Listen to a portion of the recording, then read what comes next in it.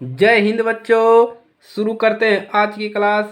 और आज की इस क्लास में हम बहुविकल्पी प्रश्न करने वाले हैं। जी हाँ बच्चों, आज की इस क्लास में हम इतिहास खंड का आपका बहुविकल्पी प्रश्न करने वाले हैं। पिछली क्लास में हमने इतिहास खंड का आपको इम्पोर्टेंट प्रश्न करवा दिया है जो पेपर में आपको आ सकता है। तो अगर आप लोगों ने वो क्लास नहीं किया है तो पीछे जाकर सबसे पहले उसको क्लास को कर लीजिए।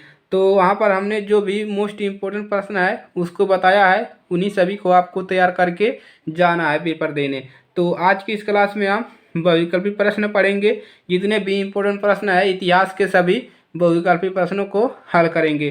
तो चलिए क्लास को शुरू करते हैं। तो चलिए, इसमें सबसे पहला क्वेश्चन आप लोगों को देख लीजिए कि पहला क्वेश्चन है आपका, फ्रांसीसी क्रांति कब हुई थी।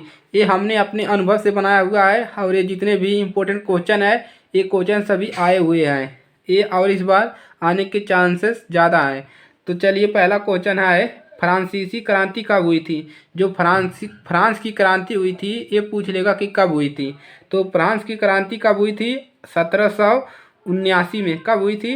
1779 में जो आपका फ्रांस की क्रांति हुई थी। चलिए, अगला क्वेश्चन है आपका, दूसरा क्वेश्चन है आपका, नेपोलियन ने कितने जर्मन राज्यों का एक महासंग्रह स्थापित किया था। आपको बताना है कि जो नेपोलियन था वो जर्मन राज्यों का एक महासंघ स्थापित किया था। कितने किया था? 39 राज्यों का एक महासंघ स्थापित किया था। 39 राज्यों का जो नेपोलियन था, बहुत ही ताकतवर था नेपोलियन। चलिए, अगला क्वेश्चन देख लेते हैं। यूनान का स्वतंत्रता संग्राम कब से कब तक चला। आपको बताना है कि जो यूनान देश था उसका स्वतंत्रता संग्राम कब से कब तक चला। तो इसका राइट आंसर हो जाएगा 1821 से 1832 तक। 1821 से 1832 तक उसका राज्य चला। चलिए, अगला क्वेश्चन है, जर्मन का एकीकरण कब पूर्ण हुआ। आपसे पूछ लेगा कि जर्मन का एकीकरण कब पूर्ण हुआ। तो जर्मन का जो एकीकरण हुआ था वो 1870 में जर्मन का एकीकरण पूर्ण हुआ था। चलिए, अगला क्वेश्चन है आपका, जर्मनी के एकीकरण में किसने महत्वपूर्ण योगदान दिया। आपको बताना, ये एकदम क्वेश्चन मोस्ट इम्पोर्टेंट कर लीजिए। ये तो हर साल पूछता है, जो ये क्वेश्चन है ये हर साल पूछेगा और अब की बार भी पूछ सकता है और पूछेगा भी। तो आप लोग इसको तैयार कर लीजिएगा कि जर्मनी के एकीकरण में किसने महत्वपूर्ण योगदान दिया। बिस्मार्क तो था, जर्मनी का निवासी था और जर्मनी के एकीकरण में उसने अपना योगदान दिया था। चलिए, अगला क्वेश्चन है आपका, फ्रांस को नारी रूपक को क्या नाम दिया गया। आपको बताना है कि फ्रांस को नारी रूप को यानी कि नारी रूपों को क्या नाम दिया गया। मरियान। क्या नाम दिया गया? मरियान। तो आप इसको याद रखिएगा, मरियान। चलिए, अगला क्वेश्चन है आपका, पेरिस शांति संधि कब हुई थी। मोस्ट इम्पोर्टेंट क्वेश्चन है आपका, इसको आप लोग तैयार कर लीजिएगा। जो पेरिस शांति संधि हुई थी वो हुई थी 1974 ईस्वी में। किसमें?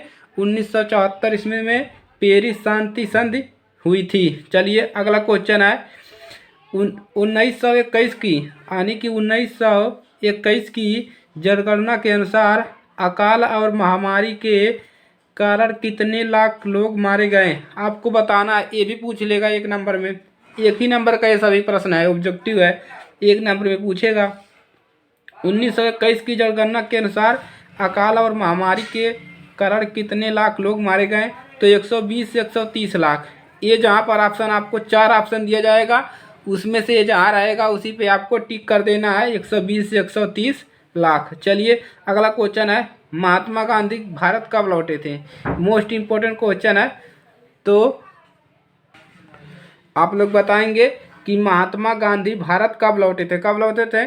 1915 को। 1915 ईस्वी में महात्मा गांधी जो जी थे वो भारत आए थे। 1915 ईस्वी में महात्मा गांधी जी ने भारत लौटे थे। चलिए, अगला क्वेश्चन है, गांधी जी ने चंपारण चंपारण का दौरा कब किया? मोस्ट इम्पोर्टेंट क्वेश्चन है, इसको आप लोग मोस्ट इम्पोर्टेंट कर लीजिए कि गांधी जी ने चंपारण का दौरा कब किया? 1916। 1915 में भारत आए थे गांधी। भारत कब लौटे? 1915 में भारत लौटे थे और 1916 में उन्होंने चंपारण का दौरा किया था। चलिए अगला क्वेश्चन, रोलट एक्ट कब पास किया गया? रोलट एक्ट तो जो था वो अधिनियम कब पास किया गया? 1919 में।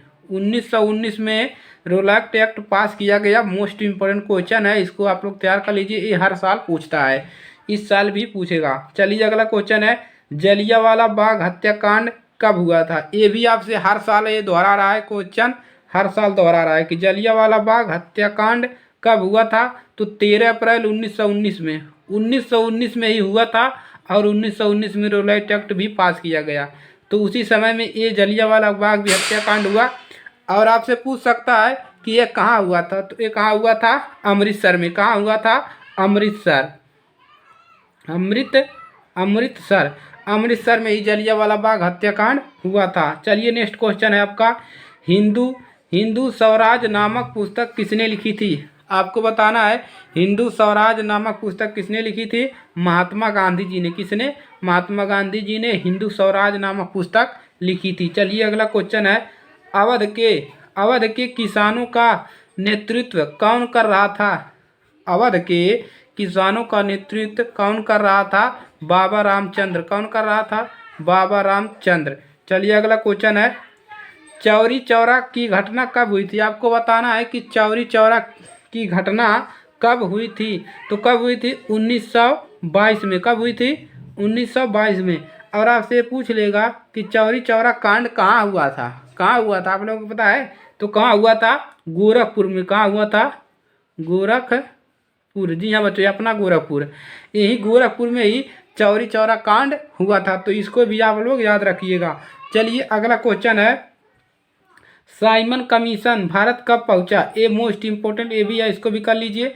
साइमन कमीशन भारत कब पहुंचा था? 1928 ईस्वी में साइमन कमीशन जो है भारत पहुंचा था। चलिए नेक्स्ट क्वेश्चन है आपका,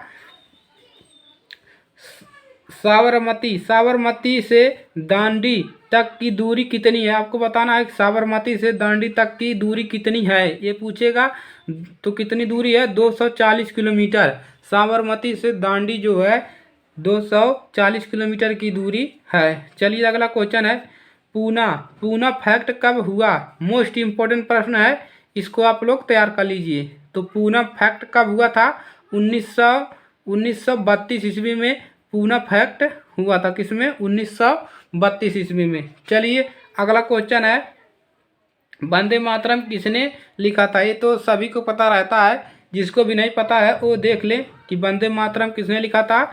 बंकिम चंद्र चटर्जी ने ही वंदे मातरम लिखा था। चलिए अगला क्वेश्चन है, नूडल्स का जन्म कहाँ हुआ था? कुछ लोग सोच रहे होंगे ये तो सिलेबस में ही नहीं है भाई, ये इतिहास वाले में है।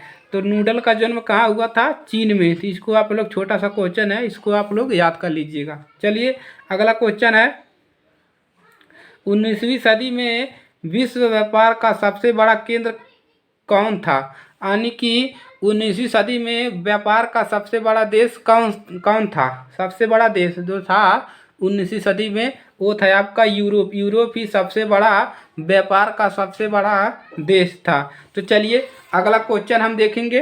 अगला क्वेश्चन आप लोग देख लीजिए। चलिए अगला क्वेश्चन आपका क्या है कि देखिए, अगला क्वेश्चन है आपका, प्रथम विश्व युद्ध कब आरंभ हुआ था? आपको बताना है कि प्रथम विश्व युद्ध कब आरंभ हुआ था? तो कब आरंभ हुआ था?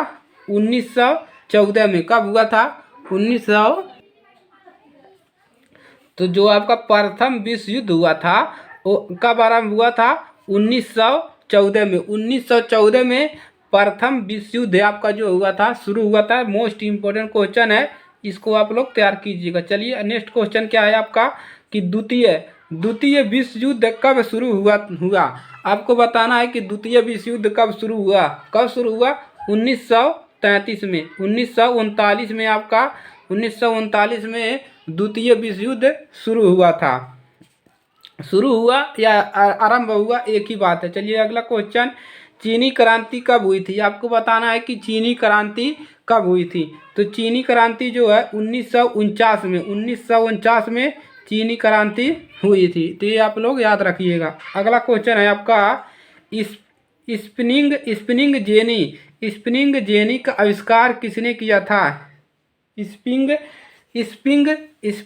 जेनी का आविष्कार किसने किया था, हारग्रीव्ज। एक छोटा सा क्वेश्चन है, इसको भी याद कर लीजिएगा, 1 नंबर में पूछेगा कि स्पिनिंग जेनी का आविष्कार किसने किया था। तो किसने किया था, हारग्रीव्ज ने।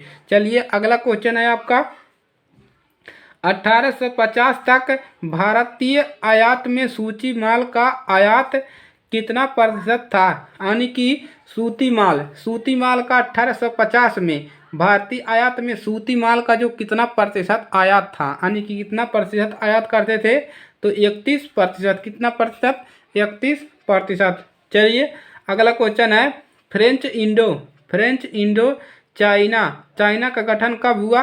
तो फ्रेंच इंडो चाइना का गठन जो हुआ था 1887 ईस्वी में फ्रेंच इंडो चाइना का गठन हुआ था। तो ये है आपके मोस्ट इम्पोर्टेंट क्वेश्चन। तो आप लोग इन प्रश्नों को तैयार कर लीजिएगा और यही है आपका मोस्ट इम्पोर्टेंट क्वेश्चन। तो आप लोग इस चैप्टर के जितने भी क्वेश्चन है उसको हमने यहाँ पर करवा दिया है। इतिहास, आपके इतिहास खंड का, और इसका हमने जो आपका दीर्घ उत्तरी, विशिष्ट उत्तरी, अति लघु उत्तरी सभी प्रश्न करवा दिए हैं, और इसका 1 नंबर भी क्वेश्चन हो गया।